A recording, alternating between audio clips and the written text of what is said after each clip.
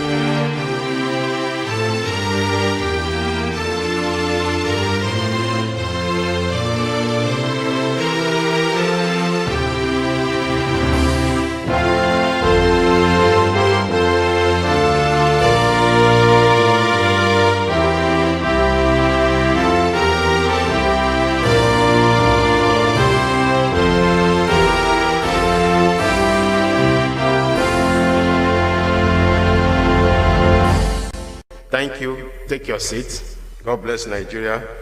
God bless WildAid. God bless NCF. Please, while we continue, we want you to please keep the COVID-19 protocol and safety guidelines so that we'll just ensure that we are fine. Thank you. So, my name is WildAidAfrica, Head Communication NCF. I would like to introduce my partner who will take over from here, the WildAid representative in West Africa, Mr. Linus Unam. Please, a round of applause for him.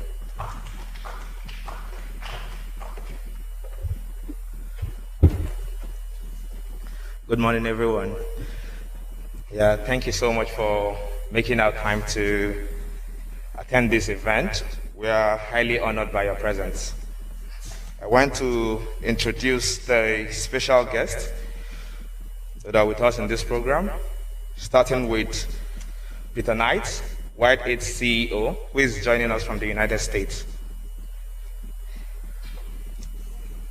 Morning. Yeah. Also introducing the CEO of the Nigerian Conservation Foundation, Dr. Mutari Amino, who is represented by Stephen Amino, Species Conservation Program Coordinator. And then also introducing Dr. Mark Ofua, a Lagos-based veterinarian and conservationist. Hi, Mark. Now, I would invite WildAid CEO, Peter Knight, to tell us about WildAid's work and the campaign we are planning to launch in Nigeria. Hi, Peter. Thank you very much, Linus.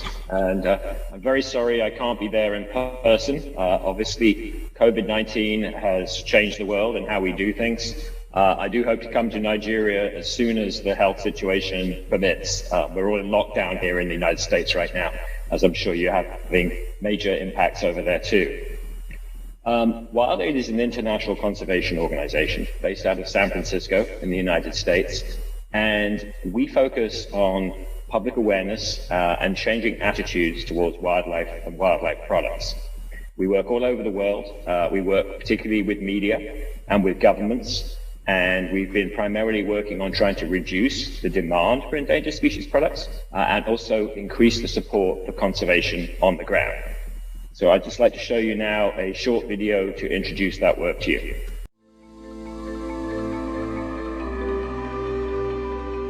Our approach is not about scientific study or boots on the ground, both of which are important, but it's about addressing public perception and the economic forces behind the illegal wildlife trade.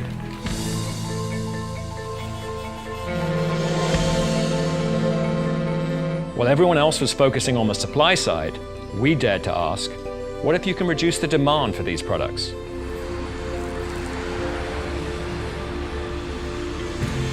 This goes straight to the root of the problem.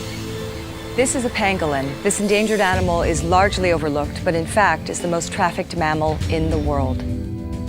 So we looked at how businesses the world over stimulate demand, and we adapted the same techniques to reduce demand for wildlife products.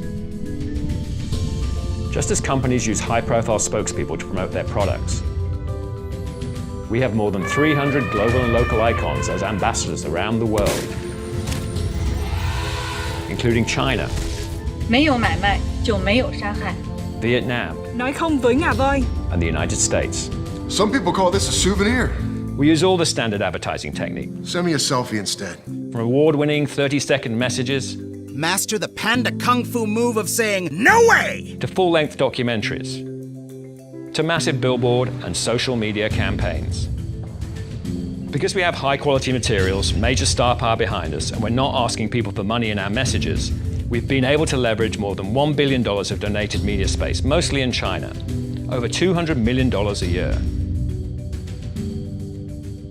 Campaigns take time. You can't just say we're going to do a 6-month campaign. You have to keep going until you achieve the change that you need. Our campaign has been one of the longest running and most viewed campaigns ever, When the buying stops, reaching hundreds of millions of people worldwide over the past 2 decades. the killing can too. But we're seeing some remarkable progress. Shark fin imports to China are down 80%. The Galapagos, where officials were once seizing up to 10,000 shark fins at a time, is now home to the densest shark population in the world. Ivory and rhino horn prices have been reduced by 2/3. Rhino poaching is slowing down in South Africa, but not fast enough. Elephant poaching has started to decline, coming down dramatically in East Africa. However, our work is far from over. Her name is Boromoko. But I call her the $1 million baby, because over her lifetime, that is how much tourism revenue she can bring to Kenya.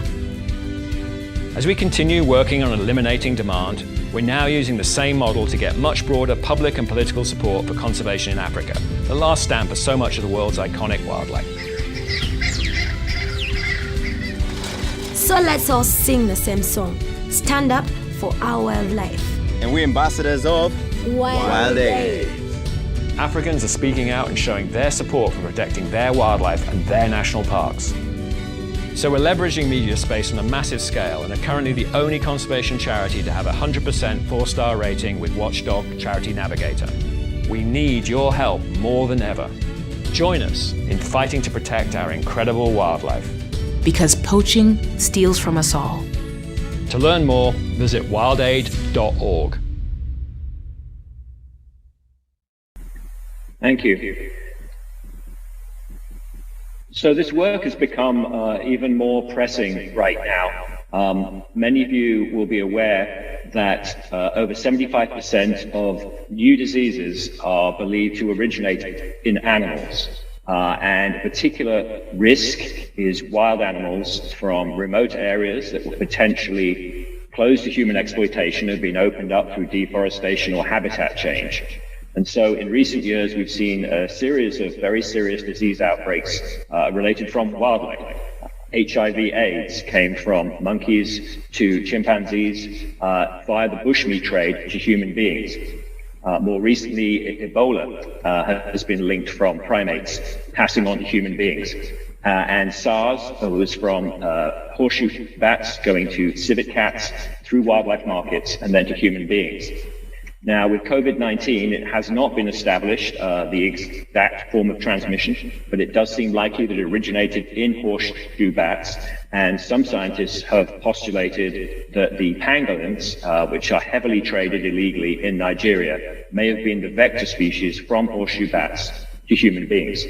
We know that pangolins can carry a lot of different viruses. They have carried coronaviruses, and it's certainly a potential transmitter of the disease. So this means that stopping illegal wildlife trade is not just a matter of conserving endangered species, but also protecting human health and human economies, as we've seen with COVID-19. So this work is becoming very, very urgent, and we hope that COVID-19 will serve as a wake-up call to the world about how we treat our wildlife going forward into the future. We're very happy and pleased to be working now in Nigeria. Nigeria is a very important country for conservation in a number of different areas. In the last 5 years or so, Nigeria has emerged as the epicenter of the international illegal ivory trade and also the trade in pangolin scales, mainly destined for Asia and in particular China. And there's some verification of that. Just this week we learned that 17 people have been arrested in China in connection with smuggling 23 tons of pangolin scales from Nigeria. And many of those pangolin scales would not have originated in Nigeria, they would have come from neighboring countries, but they've been transited via Nigeria. So Nigeria has become a very important country in the illegal wildlife trade. We also know, as this survey you'll hear about later shows, that there is a very significant bushmeat trade within Nigeria, demand coming from Nigerians to consume bushmeat, and everything from monkeys and primates through to the much more common grass cutters and many different animals in between. And this obviously presents some risk of zoonotic disease transmission, particularly when animals are transported into Lagos and other big cities. So you'll be hearing more about that later when we tell you about the survey we just conducted. But we believe that Nigeria can become a regional leader in fighting wildlife crime. We believe it can set an example for West and Central Africa of the right way of doing things. You have good laws, you have good penalties, the enforcement has been very weak, and the public awareness has been very low, but we believe those things can change. And to achieve that, we're working very closely with the government, and we're particularly happy to have been welcomed to Nigeria by the Nigerian Conservation Foundation, but also the Federal Ministry of Environment, Nigeria Customs Service, National Environmental and Standards of Regulation Enforcement Agency, and Nigerian National Park Service, the Akiti State Forestry Commission. And so we're very happy to those agencies to be partnering with them in this program to raise awareness throughout Nigeria and to hopefully make Nigeria a regional leader in fighting wildlife crime. We're also very grateful today. Joining us is Stephanie Linus, who will be our first ambassador in Nigeria, and also Josh Tufani and Manuela Samuel, who are also going to be ambassadors for this campaign. We hope to work with all of you in the media to raise awareness of what's going on in Nigeria with regards to conservation on many different levels, and hopefully reduce the demand for illegal bushmeat consumption. So with that, I'll turn it over to my colleague from the Nigerian Conservation Foundation. Thank you very much. All right, thank you, PK. Okay, so we'll move on. Like I said, we're handing over to our partner here, which is Nigerian Conservation Foundation, the Director General, that is represented by the Coordinator of Species Program, Mr. Stephen Aino. Let us appreciate him. Hello, everyone. Good morning for making it to the Nigerian Conservation Foundation. My name is Stephen, and I'm standing in for the DG of NCF, Dr. Mutari Amino Khanna.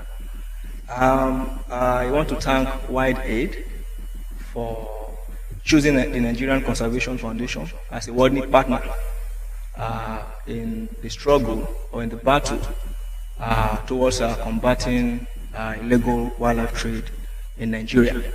I can assure you that we will remain a committed partner and will equally contribute our bit to making sure that we are able to conserve our wildlife in the rural places and even in the urban areas. I have some questions here highlighted, and specifically for the media men. I want us to diligently answer these questions, and that, of course, will spell the way for other media engagements. The questions I have here would actually be questions that people out there will be asking you, that they will be asking me. It's not enough, we have experienced over the years, it's not enough to say that it is illegal to consume wildlife. There are questions on the mind of people that we really need to answer. And it is only a very honest answer to those questions that will help us to chart the next part of action. And one of such questions is, if I choose to sell bushmeat to my clients in the metropolis, if I eat that which I think is beneficial for my health, if I eat bushmeat to subsidize the effect of the harsh economy. I'm sure you are aware that people sometimes go for bushmeat because maybe it is less expensive, especially in the rural communities. So if I do that, if I consume wildlife so as to subsidize the effect of the harsh economy, if I decide to consume bushmeat because it tastes better, then why is the noise about illegal wildlife trade? Why am I being condemned for doing that which I think is right? Why am I being vilified for eating that which is good for my health? These are questions we come up across when we go to communities because we're equally into community outreaches. We go to communities where this wildlife are predominant. And of course, these are questions we all come about. So I want you to consider those questions and of course come up with a sincere response to some of these questions. And of course, our colleague in the WildAid, I'm sure you are equally able to come up with justification as to why certain wildlife components are illegal. In the actual sense, wildlife consumption has been right from the start of human history. People consume wildlife, but at a point in time, a law came in, and that made wildlife trade illegal. In other words, certain trade in species of wildlife is forbidden because of some reasons. You agree with me that wildlife trade in itself is not entirely bad. You would have the good part to it, you have the bad and the ugly side to wildlife trade. Wildlife trade, for example, creates job. Some of us are here today because some of us are employed, engaged meaningfully, because there is a problem that we need to address. I'm sorry to say the pressmen who are here, the representative wildlife WildAid West Africa, we all got our offer of jobs because there's a problem we need to tackle. So indirectly, it creates job. And of course, maybe that's a good part to it if you choose to see it in that light. And of course, those who are engaged in wildlife trade at the lower level, they're actually engaged meaningfully. You know, trade in wildlife increases the earning income earning capacity of people at the lower level. And of course, that's a justification for them to continue trading in wildlife items. And of course, it improves food security for people in the rurality engaging in wildlife trade. It helps to buffer options to supplement the potential needs of the community. So we can look at this as a good aspect to it. But what is the bad aspect, the bad perspective, the bad angle to illegal wildlife trade? I want you also to be able to distinguish between what is legal, what is permissible in terms of wildlife trade, and what is illegal. We have an existing law, just like I mentioned, and within that law, there are lists of animals, especially animals that are threatened, that are not permitted by the law to be traded either in open market or even in a black market. And of course, the bad perspective to wildlife trade is that there is every possibility of contracting, diseases, dangerous ones, just like Peter Khanna did mention. And some of the very, intractile diseases that we know of today actually came from animal sources. And of course, one of the justifications we have to, extend our campaigns to people out here is that, dealings in wildlife trade, consumption of wildlife specimens can actually lead to a very dreadful end. And of course, we have cases with HIV/AIDS, we have cases with Ebola, and what have you.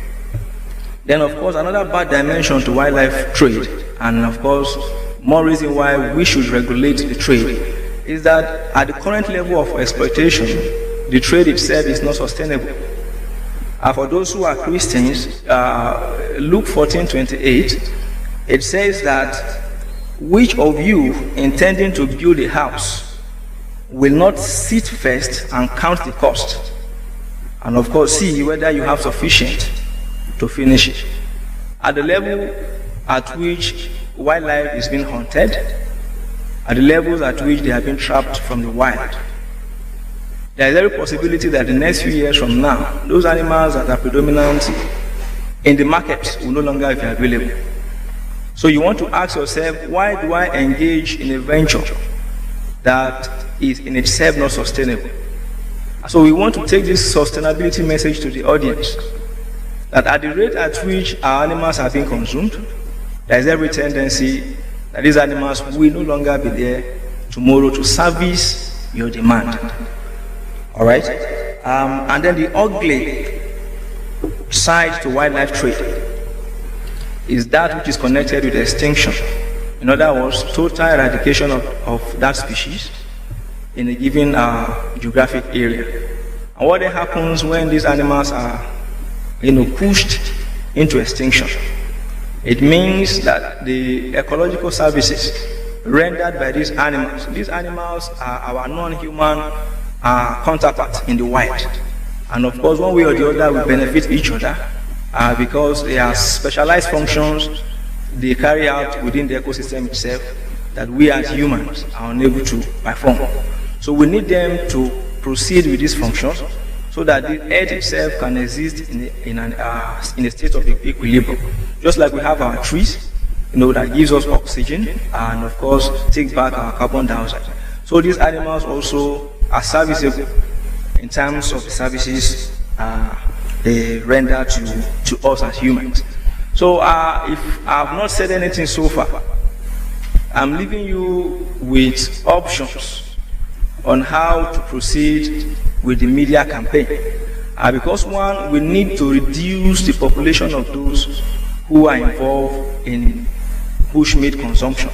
I believe we all know that there is a difference between those who consume bushmeat to supplement their protein needs and those who use wildlife specimen or wildlife parts to service their traditional belief. I'm sure some of us here, if you are told to bring the foot of an antelope so that will prosper in our media profession, maybe some of us will go ahead to look for it. So one of the problems we have within the country is that there is this belief-based system, that exploit wildlife animals, to service their spiritual belief. Someone would believe that if you have the head of a python, it could make you successful in your business. Okay, so such a client may actually not be interested in the meat, but is interested in the spiritual component of wildlife. And these are issues that we are faced with in Africa. We have had a lot of campaigns. We've been to wildlife markets, we've been to communities, and of course, you could feel, the pulse of people who engage in wildlife trade. And the problem actually predates conservation itself, because these guys have been in this business long before now. So we will need a kind of an approach that will gradually change the behavior of this set of people. So for our men, our media men, the press men, you should understand, one, that there is a kind of an age-long use or utility value placed on wildlife. And to change that is not going to happen suddenly. Our messages should be well drafted. Our messages should appeal to the conscience of people that these animals, if we continue at the current rate of exploitation, then it is much possible that tomorrow these animals will not be in place. And so we need their support to cut down on consumption. Just like I mentioned, not all consumption are illegal. Illegality came in as a result of the law. And that, of course, we need to understand. The law itself is effective, but we are working together with other stakeholders, and luckily we have WildAid who will be coming on board to see how we can redress some of the loopholes in our national laws. Without wasting much of our time, I want to hand over to the next person. But again, I want to sincerely welcome you for coming to the Nigerian Conservation Foundation. I want to assure you, Mr. Knight and Mr. Linus, that you cannot have any better choice of an organization that is into biodiversity conservation other than the Nigerian Conservation Foundation. We have been doing this since the 1980s, and of course, we are still doing it now, and we will still do it into the future. So we want to partner with you. I want to partner with as many who are listening to me. Come to support nature conservation. If your organization uses animal as its trademark or mascot, it's a good point of entry. If you have elephant as an image on your mascot, you can come and partner with us so that we can conserve those elephants, those population of elephants in Omo Forest Reserve. We can conserve those portions of elephants in Maiduguri, Borno State. We can conserve those portions of elephants in Edo State, in Okumu Forest, Okumu National Park. So these are areas where we need your collaboration. And going forward from now, we are open to such partnership. So on the basis of all I've said so far, and with reference to the comments made by Peter tonight, I want to end this session, and I hope that we can continue hear from subsequently. Thank you very much.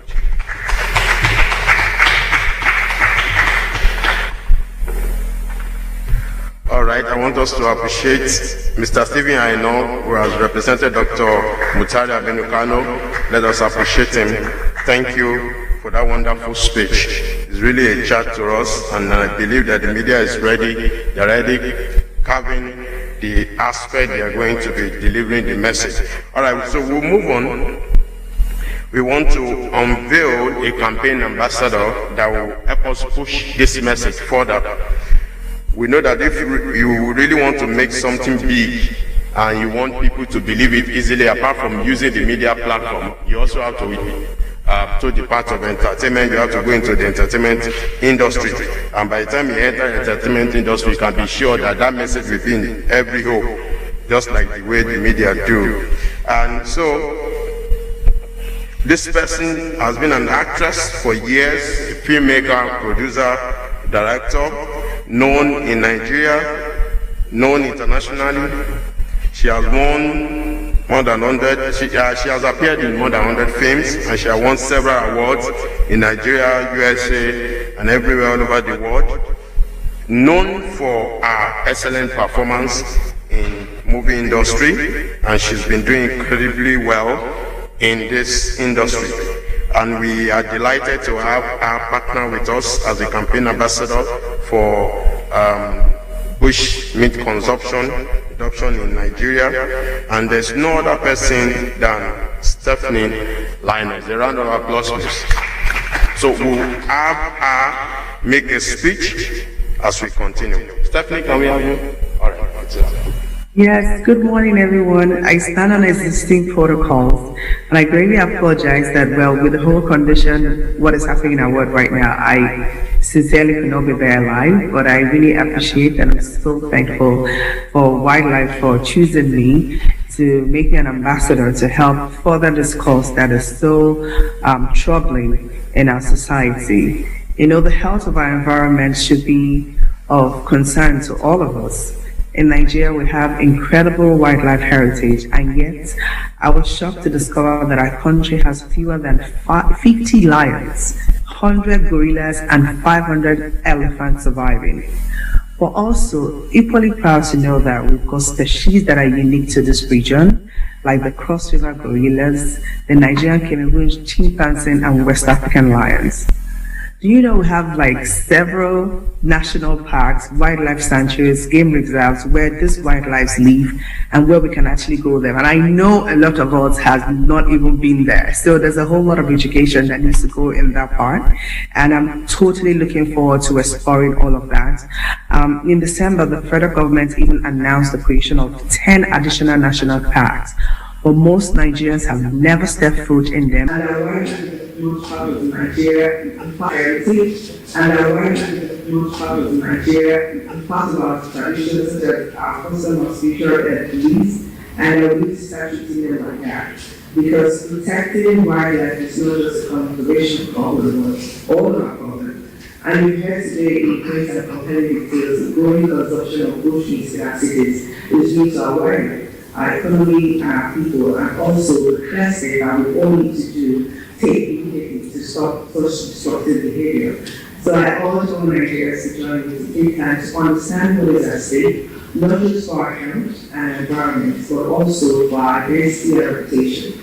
We need to act now to protect our remaining wildlife and preserve them for future generations. And like I said, most of you remember the picture of the hungry lion that went out, and everybody went mad and crazy. It generated a lot of conversation. And I think this is something that we need to start educating people, start educating ourselves to understand the role that all of these animals play in our ecosystem, that we all need each other. And if they're all extinct, who's looking for the void that those animals play in the ecosystem? So I actually would love you to join me in this campaign, and let's start making a difference today. And I'm so grateful for WildAid for choosing me, and I look forward to working with them. He's selling 5. They grade them according to sizes. The locals, in my course of talking with them, they do not understand the concept of extinction. They do not know what extinction means, that these animals can go extinct. When you're even telling them about the reproduction rate, not meeting the collection rate and all that, they don't understand it. They believe God put these animals in the bush for us to feed. So if any one of them is getting low in supply, God just increases production and all that. So that is the concept they have.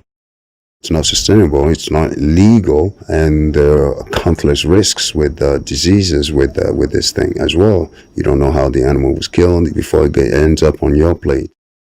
These are species of animals that are deemed endangered by the IUCN, International Union for Conservation of Nature, and so as to mitigate against their becoming extinct, a protected status is placed on them so that people stop trading them, hunting them, so that they can reproduce and then get out of the endangered list. So many animals are not in the protected list. Animals like the grass cutter, the cane rats, monkeys and all that, some monkeys. Why? Because their rate of reproduction is so high that the bushmeat trade really has little or no effect on their population. But the animals in the protected list now are animals who fall under the group where the rate of hunting, the rate of poaching, or the rate of their demise or removal from nature is much higher than their rate of reproduction, such that if something is not done urgently about these animals, it is very clear that in a little while they will become extinct.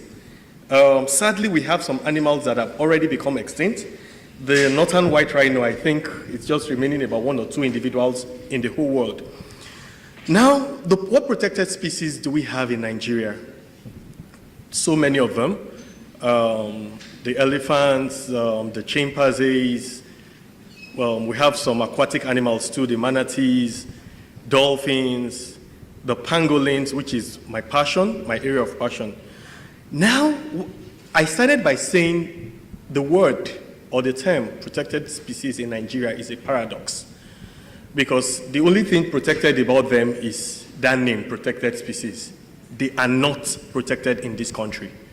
So it means what the whole world is working hard to achieve, we are failing in that aspect in this country. The sea turtle is a protected species, but if you come out a few kilometers from where I'm standing right now, you would see where these locals, termed area boys, bring them out for sale on the main road. These sea turtles come to our shores to lay their eggs. These boys catch them and they bring to the main road, to the full glare of society, law enforcement, and they make their sales. The pangolin, which is my passion, is another protected species. But I can take you to markets in Nigeria today where they are displayed boldly on the tables for sale, both by locals and foreign nationals. They are sold boldly. So I don't know what is protected about that, because there is no, it's just, the one funny thing I found out was, you'll see some of the buyers, people that come to buy these protected species, they come with armed escorts, police escorts, to engage in illegal activities.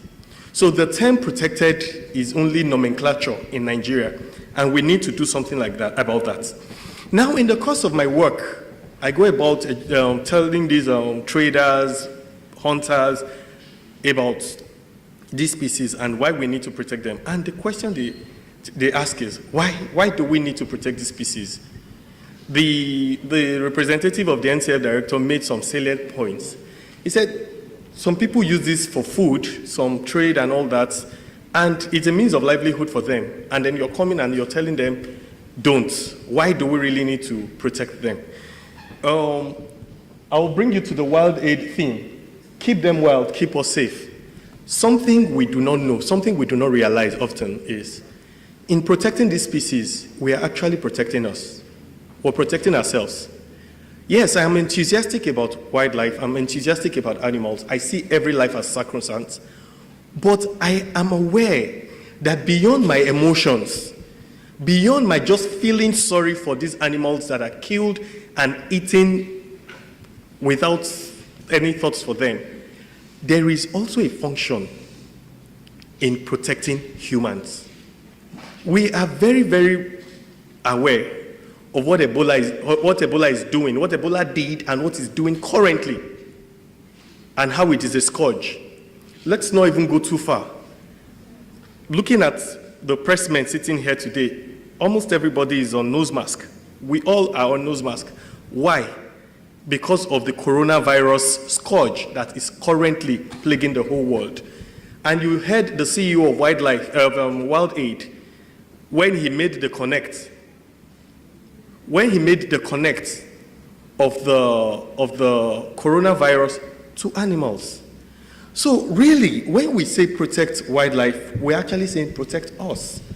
There is something we fail to realize, which is one word we were taught in primary school and secondary school. Everybody has heard of the word ecosystem. And in the word ecosystem, if we remember correctly, we were taught that there is a balance. We were taught of a balance in nature. Now, why is there a balance? Once you tip this balance, once the balance is upset, there is going to be a problem. There are going to be problems. Every animal in the wild has a niche, has a role it plays. When you remove that animal from that niche, there's going to be a cascade of problems. There's going to be cascades of problems. Recently in India, they had issues with anthrax. Anthrax is a deadly bacterial disease. And people were dying of anthrax. They did the research and they found out that the anthrax surge came up with the decline of vultures. They realized that the vultures were the animals keeping anthrax at bay. So what happened to the vulture? They did their research and found out that due to activities of farmers, the vultures were dying and anthrax came up. So any animal you remove, any animal that goes extinct, there is hell to pay. And we are in the midst of it, we're paying. In Nigeria currently, Lassa fever is a scourge in Nigeria. Lassa fever has killed, if as many, if not more than the coronavirus in Nigeria. And what animal is responsible for transmitting Lassa fever? The multimammal rat. What animals keep these rats at bay? Snakes, birds of prey. So by the time we kill these snakes for ritual purposes, for food and everything, and then, of course, we don't see eagles and all that as we used to see them again, the rats will multiply and invade our homes and come with this Lassa fever, leptospirosis, so many things. So we are the ones at the losing point of the issue. Now, that is on one side of the balance. There is another aspect that we have neglected in Nigeria. In February 2019, I had a sponsored trip to Kenya. And when I came back, I costed the trip. It cost about 1.5 million naira. And what did I go to do in Kenya? Safari. I just went to see the animals there in their parks. Why? Because the parks are well maintained, the parks are well run. But Nigeria, ecotourism is at its lowest ebb because we do not give 3 hoots to them. If I could go all the way to Kenya to look at elephants that were walking on their own in the bush, imagine how much more I'll pay to do the same in Nigeria. So this is an aspect that we are missing on and we are not looking at. Now, still on the theme of the protected species, the CEO of WildAid made a comment, and the comment brought tears to my eyes. He said about 17 Chinese nationals were arrested, were jailed, were sentenced and jailed in China for pangolin scales that originated from Nigeria, that were smuggled from Nigeria. Now the question that I ask is, for they to have smuggled these pangolin scales from Nigeria to China, that means they had Nigerian counterparts that aided in gathering these scales and smuggling to China. Now 17 people were jailed in China. How many people did we hear were arrested in Nigeria for these same pangolin scales that were smuggled to China? Not to talk of jailed. I do not think there's been any sentence for such. So that tells us that there is really work to be done. Now, Peter Knight mentioned that Nigeria has very good laws. Yes, I agree. We have very good laws for protecting the species, but enforcement is -0, if there's anything like that. Enforcement is nil. There is nothing being done about enforcement.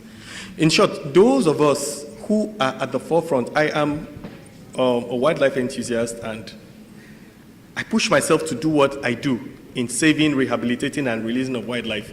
What we meet with the authorities is a bottleneck. Somebody in the government office once asked me, who gave you the right to do the things you're doing? So the question I asked was, the things that I'm doing, are they right or wrong? And she said, well, it's right. I said, then if it's right, do I need permission to do what is right? If I'm doing what is right, you can only partner with me or encourage me to do more. The role of enforcement still leaves a lot to be desired. And in my work, there's something that I found out, and I want to round up with this. A whole lot would have to be done on education. I think that is where the primary need is, education. The locals, the hunters, the traders, the poachers, I have spoken with all levels of people involved in this illegal trade. And these are their perceptions. One, they do not have that concept of extinction. They do not believe that wildlife can be extinct. They believe the animals were put in there by God for us to hunt and eat or make use of, and it is God that replenishes them, that it can never get finished. When you ask them questions that are like, oh, but we used to have these animals around, why don't you see them anymore? There's like, they have gone further into the forest. So they would now have to go further into the forest to meet them. That is what they believe. They do not understand extinction. So education would really have to be driven in that regard so that they realize and understand the fact that one day these animals will not be there anymore for us to use if we do not stop our current rate of exploitation. Another concept is zoonosis. They do not have this concept of zoonosis. They do not believe that we can get disease from animals. It is very sad, but it is very true. I have spoken with them at different levels. They think the concept of zoonosis that is being preached by the government, first with Ebola and then with COVID-19, they think it's a gimmick by the government to get them off their source of livelihood. They will tell you that, look, my grandfather did this, handed over to my father, and handed over to me. And nobody in our lineage has ever come down with a disease related to animals. Of course, anything anybody comes down with, they would not have the wherewithal to relate it to the animals. They will tell you that during the period of Ebola, they were eating monkeys and no problem. So I think the government, in trying to curb this unwanted decline in our wildlife, would have to pay very good mind to education. Bring up different methods of educating the locals. And I would want to advocate that it should start from the schools. Because these locals, the hunters, the traders, interestingly, their children go to school. They will tell you that they do this work to raise funds to school their children. So the education should start from the schools, but should also have a means of getting to the locals to let them know that these things, extinction and zoonosis, are a real and present danger that would face. And then also, we know in Nigeria, there's always that element of force. The government will really have to come up to enforce the ban on trade on illegal wildlife. But the government on one side, I am very, very also happy to see so many members of the press seated here. It means the news will go out. Because these people, they are on social media, these people, they watch the news. So if we also do our part, you and I, in educating these people, both the sellers, the hunters, the poachers, and also the buyers, because WildAid would say, if the buying stops, the poaching also would stop. So if we do our bit in educating both the sellers, the poachers, and the buyers, the dangers that we face when we engage in these activities will do so much in slowing down and finally putting a stop to this flourishing trade in illegal wildlife and protected species. Thank you very much.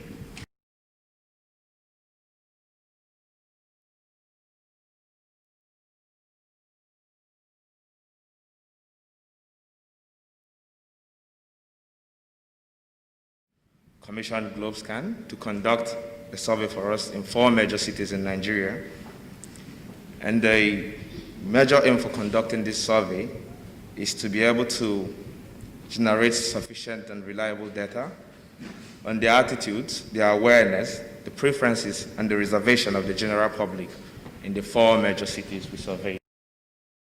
So we conducted the survey in the major cities of Lagos, Abuja, Port Harcourt, and Calabar, and sampled 2,000 Nigerians in urban areas, as you can see, and 800 in Lagos, 450 each in Port Harcourt and Abuja, and 300 in Calabar.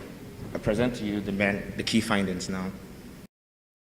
Interesting thing we found was that 71% of the people we sampled have consumed bushmeat in their lives, and 45% have done this within the last 12 months. What this underlies is that bushmeat consumption is widespread across Nigeria. Why is this a problem, you may ask? Like other speakers have emphasized, previous outbreaks of Ebola, HIV, SARS, and Lassa fever have been linked to the wild or the bushmeat trade, with COVID also potentially spread through this activity. So it therefore means that the continued trade in bushmeat has that potential to increase the spread of zoonotic diseases. Another reason why the bushmeat trade is problematic is because it has dramatic impact on wildlife populations. Nigeria has lost almost all of its wildlife. I mean, the populations of lions are just under 50. Gorillas are just about 100 remaining. Fewer than 500 elephants. Compared to our East African neighbors, we literally have no wildlife anymore. And that also shows how the larger implications of the wildlife trade. And thirdly as well, we find that criminal networks that are involved in the illegal wildlife trade are beginning to work hand in hand with middlemen involved in the bushmeat trade. That also, again, shows why this trade needs to be tackled. And then the other thing we found as well is that grass cutter is the most commonly consumed bushmeat species in Nigeria. And we can understand, I mean, much of that is extracted from the wild, and then joined with what is farmed locally, I mean, it's really not too problematic. But then again, you look at the list and you're able to see antelopes, snake, wild pig, monkeys, porcupine, tortoise. Sadly, almost all of what comes under grass cutters are protected by the law, either by the first schedule or the second schedule of the law. I mean, for the first schedule, it means you cannot hunt, you cannot trade. For the second schedule, you require even a permit to be able to hunt or trade in them. So you figure that almost, I mean, some species and of some of what is listed here are outlawed, yet, I mean, we'll find them in the bushmeat market. And the problem there is, I mean, when you look at species like sea turtles, for example, and pangolins, you might say, I mean, the level of consumption is really not too high. But believe me, the larger impact there is so huge for us to see. For example, with sea turtles, which you find, meaning their populations have rapidly declined over the years, and if nothing is done, we might lose them. And for pangolins as well, you find that, I mean, it's, I mean, the world's most trafficked mammal. This is the major driving factor for bushmeat consumption. I mean, people often associate bushmeat consumption with superior taste nicer than any other, than regular meat. And again, of course, I mean, people also, another major reason for bushmeat consumption, like you can see, 28% saying it has fewer chemicals, and some as well associating it with their culture. With chemicals, for example, I mean, it's always in the news. It's either it's NAFDAC, customs, or some health expert warning people about chemicals in imported frozen chicken. And I think that also, and of course the rampant use of antibiotics in rearing chicken, that has also like fueled that perception that bushmeat, which is like animal roaming free in the wild without anybody catering to them, is the best option. Our survey also uncovered that around 54% of the people we sampled believe that all bushmeat should be legal to buy. The problem with this is that we have up to 3 different pieces of federal legislation alongside several state laws that prohibit the hunting and trade of these animals. But people do not even know that the laws exist. And this is something that Mark really discussed in his presentation. Not many people know that the laws are there, and I'm sure if I ask some of us here, I mean, it might be, some of us might not have heard, for example, that even the Endangered Species Act was amended in 2016. I mean, whether educated or not, there's extremely low awareness about the law, and even among enforcement officers, and this is why, I mean, customs, NISRIA, and all of that, not many people know so much about the law, and what it does is that in the end, it makes enforcement really difficult, and that's why we have like extremely low levels of awareness. I mean, the interesting thing from our survey is that when people were asked why they would stop consuming bushmeat, 38% said they were really concerned, and I repeat that again, really concerned about animals going extinct in the wild. And then again, people also said they feel iconic species like elephants and lions should be protected because they are a vital component of our national heritage. That's really encouraging, and also speaks to why a campaign like this is not just timely, but extremely relevant. Given the findings outlined below, we believe that Nigeria's role as a powerhouse in the West African region is one that the nation must harness to lead the region with the proactive model in terms of its response to protecting human life and wildlife populations. We all know the role Nigeria plays in the West African sub-region. I mean, without Nigeria, somehow, I mean, there might be no ECOWAS. So the nation has to leverage on this position to be able to like lead the region entirely and then protect not just human life, but animals, and then save all of us from like impending doom. We recommend that there has to be a large-scale mass media campaign that would educate Nigerians about the health and ecological risk of consuming bushmeat. And there has to be some level of serious coordination between the agencies involved in dealing with wildlife issues. Think about NISRIA, think about customs, national parks, and even the NCDC. It's important to like have that serious level of coordination, so there will be like a unified approach to the messaging, that would help people understand not just the health risk, but the ecological implications, really, of their consumption. It's also important, like I've highlighted, because of the several pieces of laws we have at the federal level, up to 3, at the state level, almost different states have different laws. It's important to communicate these laws to people. People cannot obey laws when they do not even know that these laws exist. So it's really important at this point to educate people about these laws in very simple ways that they can understand. Find ways to reach out to them, get them to understand what these laws are, and then hope that, that brings about some kind of change. And finally, we believe that it's important really to provide sustainable alternatives to bushmeat.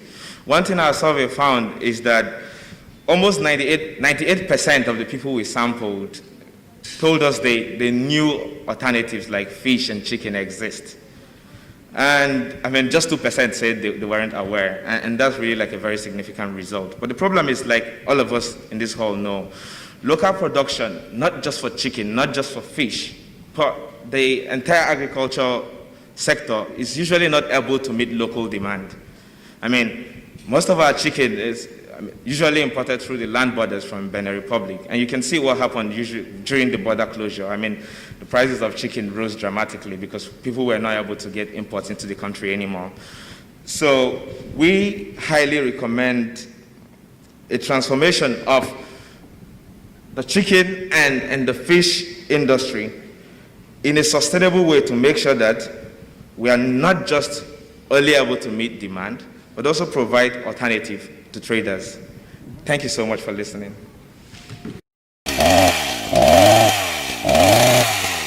If it be say na you go cause the next disease pandemic, the thing sound like joke, abi?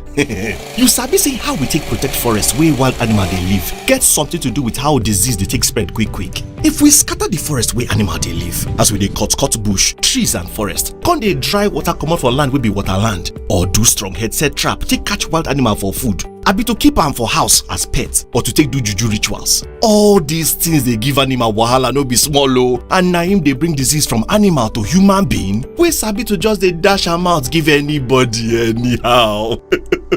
Na 3 out of 5 new yamayama disease they start like this and na every day chance to get new disease they increase. The trouble be say the new disease they worse, and the wahala to manage and pass the last disease where we escape. For example, see COVID-19 na from animal waka come, just like Ebola, HIV and Lassa fever. My people, different living things gather different viruses for body but if we leave them animal for inside bush where they supposed be, come maintain social distancing from them, na then we go safe. Okay, you dey reason am say make we kukuma destroy all the animals them as e be say them they dangerous to us, abi? But bats and birds wey dey fly they help make fruits ripe, and na them they help eat insects we want destroy we farm. Ant-eater wey oyibo they call pangolin na animal wey they help us chop ants and termites so that our soil go dey fertile well. You see how? Na trees they give us oxygen, water and better weather. Every living thing get the role where they play to keep this we planet safe and healthy for all of us to live. Anytime we try dabaru that natural arrangement, we get shele and if it happen, we feel lose our job, our family them, and we future join. So therefore, anytime your neighbor want tamper or destroy anything for nature, sharply draw ear give them say na everybody life that they put for danger. So make we leave wild animals for bush, make we save day our day, so we go day safe.